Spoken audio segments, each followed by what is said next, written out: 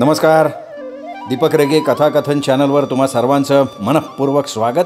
तुम्ही ऐकतोय प्राध्यापक व बोधे यांची गुलाबी पेरू ही कादंबरी आणि आज भाग 10वा. ज्योतिबाची यात्रा भरली आहे. हजारो लोक आलेत. मीही आलो आहे. सोबत माझी वळकटी आणि ट्रंक. कुबड्या माणसाचं कुबड त्याला सोडून राहू शकत नाही, तसं माझ्या या साहित्याचं आहे. मी जाईन तिथे ते येणार, 4 माणसात टाळक्यावर बसणार. आईला काय ही गर्दी आहे. काय माणसं देवाधर्माची लाडकी असतात. पुण्या मुंबईवरनं इथपर्यंत धडपडत येतात. कुळस्वामी म्हणून पटकेवाल्या ज्योतिबाचं दर्शन घेतात. कशाचा ज्योतिबा आणि कशाचा मारतीबा. नुसतं डोळं ताणून देव देवळात बसून राहतो. धावून धावून माणसाचा पडतोय पिट्टा, पण माणसाला कुठं कळतंय हे. देवाच्या दारात सगळी निवांत निजली. मी पण निजलो. सकाळी उठून बघतोय तर पेटी कुठं आहे. शेजारच्या दोघा तिघांना विचारलं तर त्यांनी मलाच खोळ्यात काढलं. एक म्हातारा लाल डोळे फिरवत म्हणाला, अरे पेटी आणून आणायची तर नीट खळ्यावर झोपल्यावानी जागसूत झोपायचं नाही वय. उगा आपलं घरामोरच्या अंगणात पाडल्यावानी निवांत गोर्रात झोपलाय. चोर पेटी नेन, नाही तर काही सोनं आणून हातरल वय तुझ्या अंगाव. येड्यावानी वागायचं. काय शाळेत बेळत जातो का. धीर देणं बाजूला राहिलं. मलाच वेड्यात काढतायत. पोलिसाला सांगितलं तर गडी मलाच उलटं सुलटं विचारायला लागला. कसली पेटी, कोणत्या कंपनीची, पावती आहे का तुझ्याकडं. आता जुन्या बाजारातली सांगावी तर पुन्हा घोळ. म्हटलं मरू द्या तिकडं. पेटी गेलीच नाही असं समजून गप्प राहिलो. आता काय आहे जवळ. निगारची होती तेवढी पत्र गेली. ते एक बरं होतं, वेळ घालवायला अदनमधनं वाचायचं. उजव्या खिशात हात घातला, 8-12 आणि निघाले. आता कसं जायचं कोल्हापूरला परत. चला चालतच जावं. अंथरूण तिथेच तसंच टाकलेलं, उचललंच नाही. पेटी गेली आणि वळकटी घेऊन काय करू. रिकाम्या राणी ओझं कुठं वागवू. चला रिकाम्या अंगानं चालत 4 वाजेपर्यंत कोल्हापूर गाठू. काही अवघड नाही. जन्मापासून चालायची सवय लागली आहे. गावाकडे तर प्रत्येक अमावास्येला आईबरोबर पुसेगावला जायचो. येणं जाणं 22 मैल व्हायचं. आई कौतुक करायची. इथनं कोल्हापूर काही लांब नाही. अंगावरचं पाणी वाळेस्तोवर आत्ता गाठेन. गर्दीतनं वाट काढत असताना, अरे वसंत इकडं कोणीकडं र, अशी हाक कानावर आली.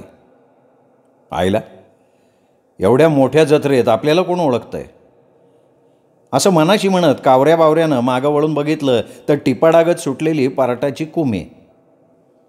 हातात हिरव्या बांगड्या, चांगला पोपटी रंगाचा शालू, नकट्या नाकात नथीचा आकडा, आडव्या कपाळावर आधेली एवढा टिळा, गळ्यात 2 डोरली. कोण. अगं कुमे तू. आणि तुझं कावा लगीन झालं. अरे झालं की 15 दिवस. सारं द्याव झालं. म्हणलं ज्योतिबाबी करावा म्हणून आले. आणि मालक कुठे आहे तुझे. हे काय. एक ढेरपोट्या मिशा पिळत उभा होता. कॉटनची पॅन्ट, वर चट्ट्या पट्ट्याचा सदरा, एका कानाचं भजं झालेलं, दुसऱ्याचा वाडा. मायला पैलवान दिसतोय. कुमीनं ओळख करून दिली. मीही उभ्या उभ्या रामराम घातला. नवरा काहीतरी घ्यायला दुकानाकडे वळला तशी कुमी हसत म्हणाली, तुझा पराक्रम सगळा आलाय का नाव. मजी कुठं कळलं. आणि तुला दिली कुठं. तिकडं पिराच्या वाडीत. तिथपाव तर बातमी कशी आली. अरे लोक वाईट झाले. पण तू सावध राहा बरं का. आमच्यासारख्या अडाण्याचं येगळं असतंय, तुमचं येगळं असतंय. बचलू का. पुण्यांदा सांगते सावध राहा. वय बरं पण कोमा माफ कर मला. मी आज अडचणीत आहे. 2-3 रुपये हसले तर देखी. अरे वसू एका वर्गात 4थी पावतर का होईना शिकलो की आपण. मी चालीनं कशी बी असू दे, पण वळख नाही विसरायची. हे घे. अगं 10 रुपये नको, एवढे नको. 10 रुपये कशाला.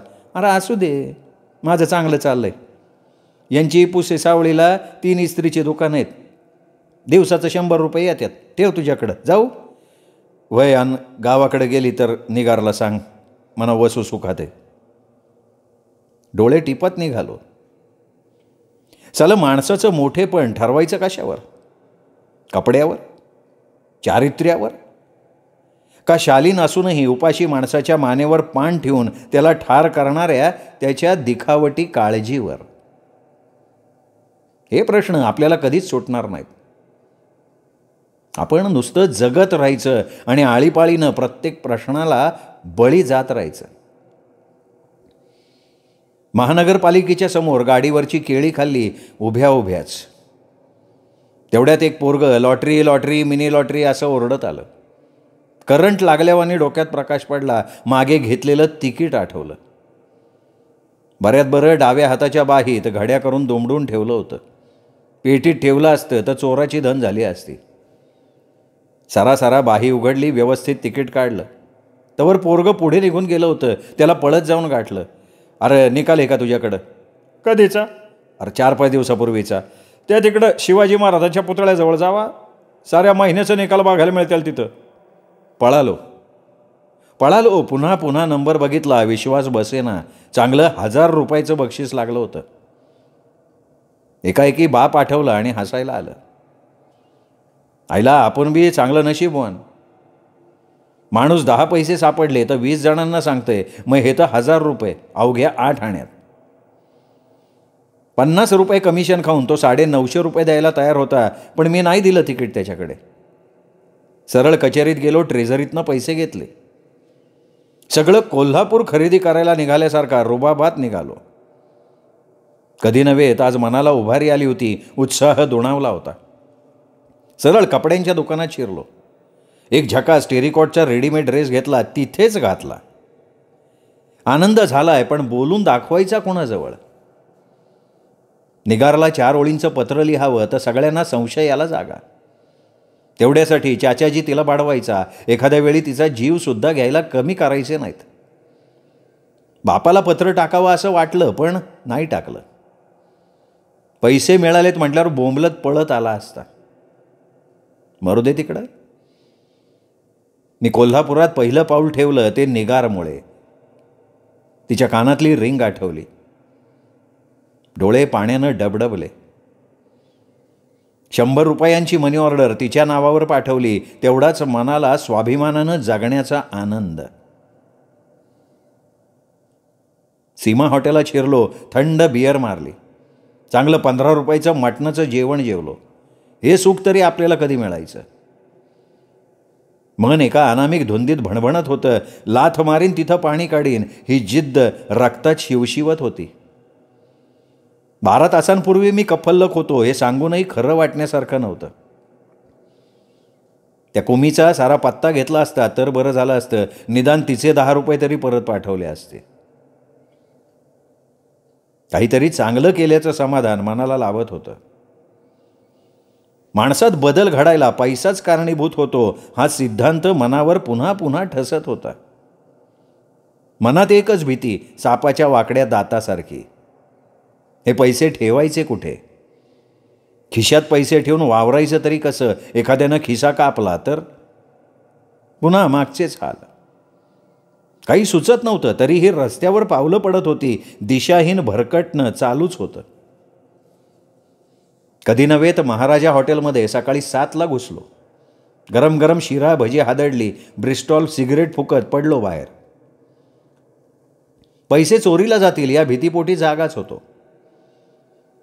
मनात म्हटलं एखाद्या लॉजला जाऊन आरामसे झोप काढली असती तर बरं झालं असतं. पण माझा कुणावर विश्वास नव्हता. आई जिवंत असताना नेहमी म्हणायची, वश्या हातातल्या कणसाकडे बघत माणसं जोडू नको, एखाद्या टायमाला तोंडगशी पडशीन. खरं आहे तिचं. वरच्या रूपावर भुलणं मूर्खपणाचं आहे. मंडईतून वर उमा थिएटरकडे चाललो होतो. रस्त्यात ती सावळी पण तरतरीत बांध्याची माझ्या वर्गातली पोरगी भेटली. मागे 1-2दा भेटली होती. बोलते बाकी छान, पोपटासारखी. नाजूक मान वेळावते. नजरेत खुन्नस नाही का कृतीत आगाऊ चवचालपणा नाही. नमस्कार भोसले. हां नमस्कार. सालीनं नाव नेमकं लक्षात ठेवलंय. आपण तर नाव विसरलोय. कशाला विचारून अज्ञान दाखवा. भोसले सुट्टीत गावाकडे नाही गेलात? नाही ना, घरी कोणी नसतं, एकटाच आहे मी. I am sorry mister Bhosale, पण सध्या तुम्ही मग राहताय कुठे? मी गप्प. का रागावलात का? काय विचारते मी? नाही, कृपा करा, पण ह्यो प्रश्न पुण्यांदा विचारू नका. का? सगळं सांगायलाच पाहिलं वय? नाही, आग्रह नाही, पण शक्य असेल तर सांगायला हरकत नसावी. मी काही कुठे चहाडी नाही करणार. नाही, मला काढून टाकलं आहे मराठा बोर्डिंगमधनं. मी असाच हिंडतोय, आज महिना झाला. असं करा, हे व्हिजिटिंग कार्ड घ्या. माझ्या वडिलांचा पत्ता आहे त्याच्यावर, त्यांना तुम्ही ओळखत असाल. आपल्याच कॉलेजमध्ये प्राध्यापक आहेत हिस्ट्रीचे, ते मदत करतील तुम्हाला. अवश्य या संध्याकाळी 5 वाजता. आईला हिच्या, ही तर पटवर्धन सरांची पोरगी, आपल्याला कसं माहीत नाही. एकदा स्टँडवर हिच्याकडनं हमाली घेतली नाही, पण कपाट मात्र पोचवलं तेव्हा घेतले 10 रुपये. साली त्यावेळी दारावरची पाटी तरी निदान दिसायला पाहिजे होती. चलो जाने दो, माणसं उपकाराला जागतात म्हणायचं. बघू नशीब किती फळफळतंय. या माझ्या उजव्या तळहातावरच्या रेषेत तर नशीब झाळाळतंय. प्रत्येक ज्योतिषी तेच सांगतोय. मुबलक पैसा, प्रतिष्ठा, सन्मानाची पदं. कसली पदं घेऊन बसलोय, इथं बोर्ड टेकायला जागा नाही. कुठं मंथली बेसिसवर जागा घ्यावी तर आपल्याला परवडणार नाही. जवळ पैसे आहे तोवर माझ्या, नंतर मरेपर्यंत साजा. उंट पोटातलं पाणी काटकसरीनं वापरतो तसे हे पैसे आता पुरवून पुरवून वापरले पाहिजेत. थोडक्यात खोडून खाल्ले पाहिजेत. पटवर्धन सरांच्या घरी नेमका 5 वाजता पोचलो. त्यांची पोरगी रोहिणी पटवर्धन वाट बघत होती. झुळझुळीत पिवळ्या रंगाच्या साडीत प्रसन्न वाटत होती. समोर नजर गेली, मी आणलेलं कापाट मस्त लावलंय. या हां, अगदी वेळेवर आलात. हो, सकाळीपासनं मी कधी 5 वाजता त्याची वाटच बघत होतो बरं का. ठीक आहे, तुम्ही पाणी घ्या, तवर मी पप्पांना बोलवते. रोहिणी आत गेली. मी बैठक रूम निहाळायला लागलो. काय डिसेंट रूम आहे. भिंतीवर मध्यभागी केवढं मोठं जहाज आणि त्यावर विक्रांत असं लिहिलं आहे. ती बोट केव्हाच बुडाली. वा, भिंतीवर गांधींचा फोटो छान आहे. कॅलेंडर आवडलं. मात्र सश्याच्या तोंडात तारखेचं पान आणि हत्तीच्या सोंडेवर महिन्याचं नाव. वा, चलो, आज तरी आपलं नशीब पटवर्धन सरांच्या हातात आहे यात शंका नाही. पटवर्धन सर आले. डिट्टो झुंज नाटकातल्या मोहन मुंगीसारखे. कानात ऐकू येण्याचं यंत्र, पॅन्टचे मागचे पट्टे लहान पोरासारखे पुढच्या हुकात अडकवलेले, बोलताना त्यात बोटं घालून ताणण्याची सवय, डोक्यावर तपकिरी टोपी, त्याखाली आठ्यांचं जाळं. सर नमस्कार, आम्ही आता कॉलेजला निघालो आहे. जरा संदर्भ ग्रंथ आणायचे आहेत. बरं झालं तुम्ही आलात, नाही तर गाठ पडली नसती. सर यांनीच वेळ दिली होती. हां, नाही, आपल्या भेटीची. हां, बोला बोला, काय काम काढलं? आता बोंबला. रोहिणीकडे केशतो मुखर्जीसारखं तोंड करून बघितलं तर तीसुद्धा बिंदूसारखी फाजील हसली. बापाजवळ सरकत म्हणाली, पप्पा हे खूप गरीब आहेत, हमाली करतात, गरिबीतून वर आलेत, शिक्षण घेत आहेत. यांना कॉलेज हॉस्टेलमध्ये ॲडमिशन हवी आहे. ती काय, ती केव्हाही मिळेल. पहिल्या टर्मला 240 रुपये, दुसऱ्या टर्मला फक्त 180. मीच रेक्टर आहे हॉस्टेलचा, म्हणून स्पष्टपणे फी सांगतोय. पण बिण काही नाही, मी निघतोय. मी रोहिणीकडे, आता जीव तुझ्याच हातात भवानी माते चेहऱ्यानं बघितलं तशी ती उठली. बापाचा हात धरून बसवत म्हणाली, असं काय करताय पप्पा? बसा, अर्ध्या मिनिटात कॉफी आणते. माझ्याकडे पोलीस अंमलदारासारखं निहाळून बघू नकोस रे. सर पटकन म्हणाले. काय रे, तू गरीब आहेस? हो. मग हे कपडे कसे परवडतात? मित्रानं घेऊन दिले स्पेशल कॉलेजसाठी. हां, हुशार दिसतोयस. अगं रोहिणी, जरा शेगडीतले 4 इंगळ्या आण, एक पापड आण. रोहिणी एका ताटात इंगळ आणि दुसऱ्या हातात पापड घेऊन टिपायवर ठेवून निघून गेली. बरं, नाव काय तुमचं? भोसले. भले शाबास. हे बघा मुख्यमंत्री, याला म्हणतात इंगळ, याला म्हणतात पापड. आता या इंगळावर हा पापड भाजून दाखवा. मी सर उलटा पालटा करत पापड भाजला. जिथे राख लागली त्याच्यावर फुंकर मारली. भाजलेला पापड हळूवार जमिनीवर उलटसुलट आपटला. पटवर्धन सर खुश झाले. मोहन मुंगीचा एकदम तोरडमल झाला. शबाज शबाज भोसले, तुम्ही परीक्षेत पास झालात. पापड भाजण्याचे बरेच बारकावे टिपलेत तुम्ही. तिथेच जाणवलं की तुम्ही गरिबीतून आला आहात. आषाढ श्रावणात बाहेर झिम्माधार पाऊस पडत असताना तुम्ही पापड भाजलेले असणार. चला, फॉर्म पुरते 10 रुपये आहेत ना? हो सर. चला. पटवर्धन सरांचा प्रेमळ आणि विनोदी स्वभाव विलक्षण आवडला. त्यांनी मला कॉलेजच्या वसतिगृहात मोफत प्रवेश दिला. पार्टनरसुद्धा भेटला, त्याचं नाव चव्हाण. पण कधी नावानं बोलवायचा प्रसंग आलाच नाही. हा चव्हाण शत्रुघ्न सिन्हासारखा सतत कुर्ऱ्यात असायचा, पण स्वभावानं फार चांगला. रूममध्ये गेल्या गेल्या म्हणाला, पार्टनर तुम्ही बाथरूममध्ये जा, वॉश घेऊन या, तोवर मी जेवण आणतो. मी फ्रेश होऊन आलो तोवर पार्टनरनं टेबलावर जेवणाचे डबे मांडले होते. बटाट्याची पातळ भाजी, तुरीची उसळ, त्यात कढीपत्ता, आळूच्या वड्या आणि 2 तळहाता एवढ्या 5 भाकरी. तुटूनच पडलो. खूप दिवसातनं पोटभर जेवत होतो. दुसऱ्या दिवशी पार्टनरच्या ओळखीनं बँकेत खातं उघडलं.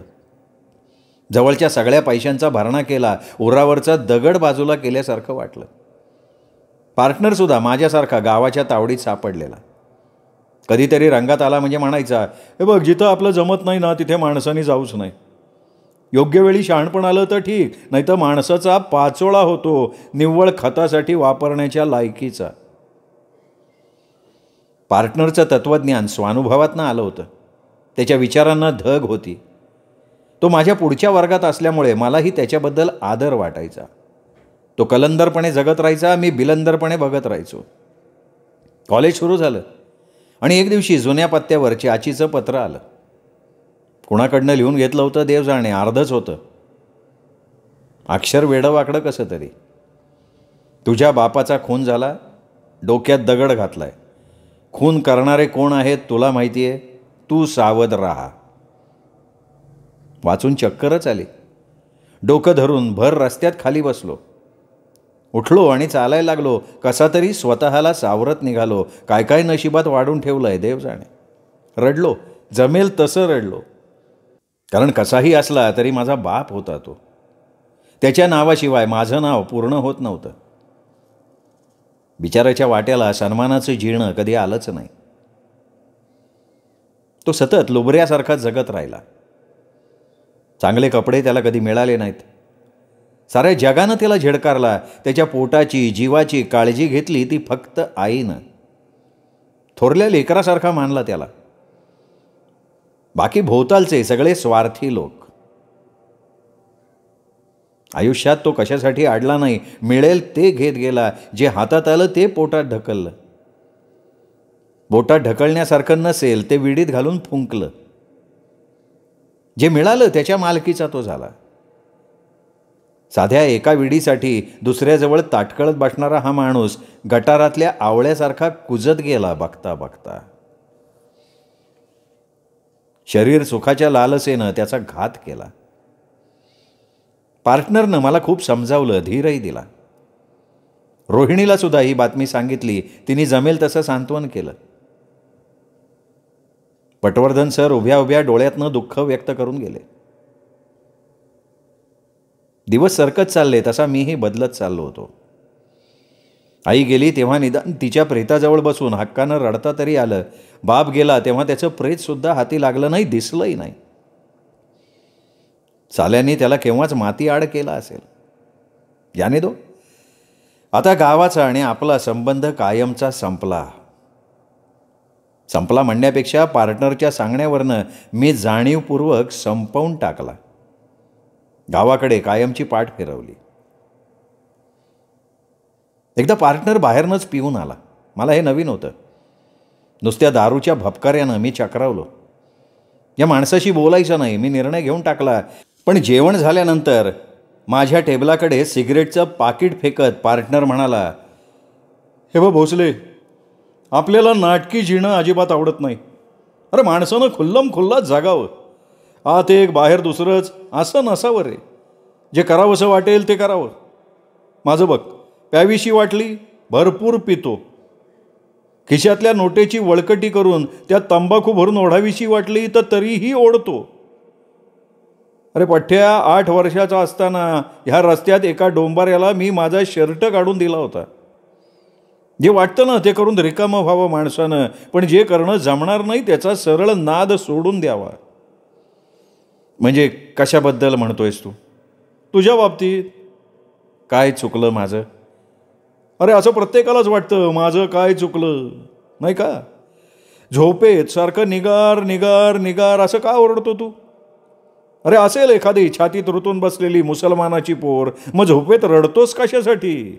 आण ना पळवून. आणि मनगटात हिंमत नसेल तर नाद सोडून दे.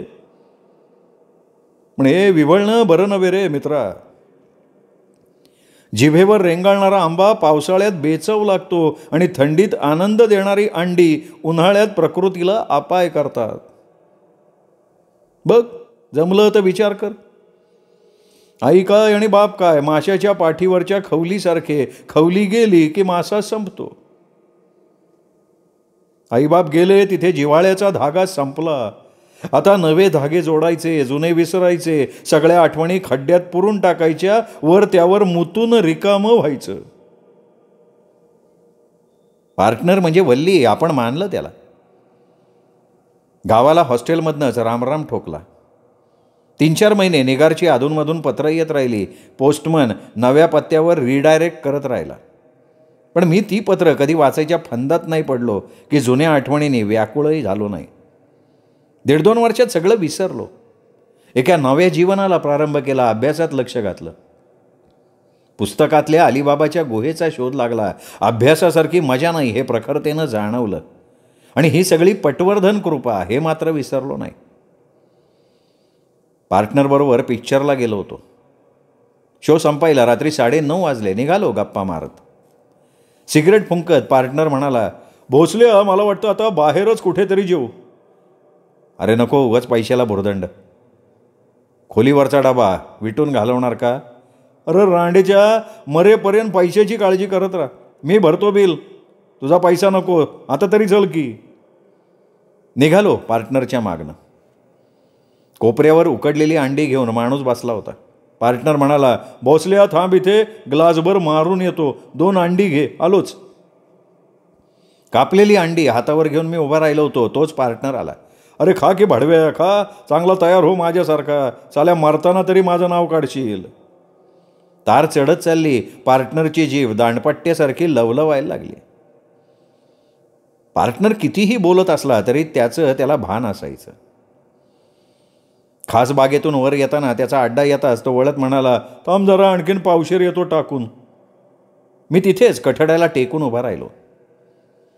समोरच्या दारूच्या दुकानातून बाहेर येणारा प्रत्येक माणूस दिसायला लागला. काही काम नसल्यासारखा प्रत्येकाला हेरू लागलो आणि एकाएकी पोटात अजगर वळवळलं. लतीफ चाचा आणि त्याचा मेवणा महमद्या मामा दुकानातनं बाहेर पडले. सरळ माझ्या रोखानं येताना दिसले. काय करावं समजेना. पळावं तर रस्त्यात पकडतील, थांबावं तर भडवे गळा दाबून मारतील. काय सांगावं या खुंच्यांचं. एकाएकी पार्टनर बाहेर आला, पळत माझ्याकडे आला. अरे भोसल्या, रुपये सुट्टा दे. सोडावाला साला 50ची मूड द्यायला तयार नाही. मी पटकन पार्टनरच्या आड झालो. नशीब जोडीनं मला बघितलं नाही. मी लटपटत होतो. पार्टनरला रुपया द्यायचंही भान नव्हतं. त्यांनीच खिशात हात घालून काढून घेतला आणि गेला. मनासारखं पिऊन आला. मी गप्प झालो होतो. पार्टनर रेकॉर्ड लावावी तसाच बोलत होता. मध्येच थांबला. अरे भडव्या, तू का बोलत नाही? कोणी मेलं बिलं काय? मी भीतभीत सगळी घटना सांगितली. तसा पार्टनर चिडला आणि म्हणाला, अरे भोसल्या लेका, निव्वळ छक्का आहे तू. चली रांडसुद्धा फौजदाराला एवढी घाबरत नाही. अरे शाहू महाराजांच्या नगरीत राहतो ना. अरे चाचाजी आणि महमद्या काय वाघ लागून गेलेलं नाही. चल साल्यानं हिसका दाखवतो. लवकर चल, लांबून दाखव मला. दोघे एकेकाची चामडी सोलतो. पार्टनरच तो. एक म्हणजे एकच डोक्यात घेणार. साऱ्या रस्त्यानं तो धावत होता. त्याच्या मागे मी.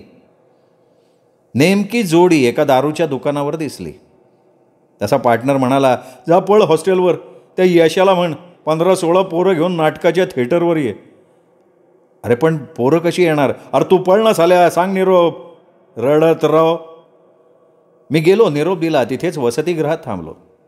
2.5-3 तासांनी आपल्या ग्रुपनिशी पार्टनर आला. चांगला रणजितसारखा मस्तीत आला होता. भोसल्या, त्या भडव्यानं चांगलं सरळ केलं बरं का. मामद्याचा तर एक दाट ठेवला नाही. अरे गुंडगिरी तिकडं बॉम्बे, तिथं काय चालतंय त्याचं, आणि तुझ्या त्या चाच्याचा उजवा हातच मोडून टाकला. अरे पण याला पुरावा काय? ही काय साल्यांची कापडं, नुसत्या चड्डीवर हाकलून दिले. आता पुन्हा कोल्हापूरचं नाव काढायचं धाडस नाही करणार ते. भाडव्यानं चांगला दम भरला. म्हटलं पुन्हा भोसलेच्या केसाला हात लावायचा नाही, नागडं करून ढोंगणावर चटके देईन. पार्टनरला आम्ही हात जोडले. जगात ईश्वर असला तर तो अशा माणसाच्या रूपानं जगात वावरत असेल असा क्षणभर भासही झाला. मित्रांनो, हा भाग इथेच संपला. पुन्हा भेटूया पुढच्या भागात. तोपर्यंत नमस्कार मित्र.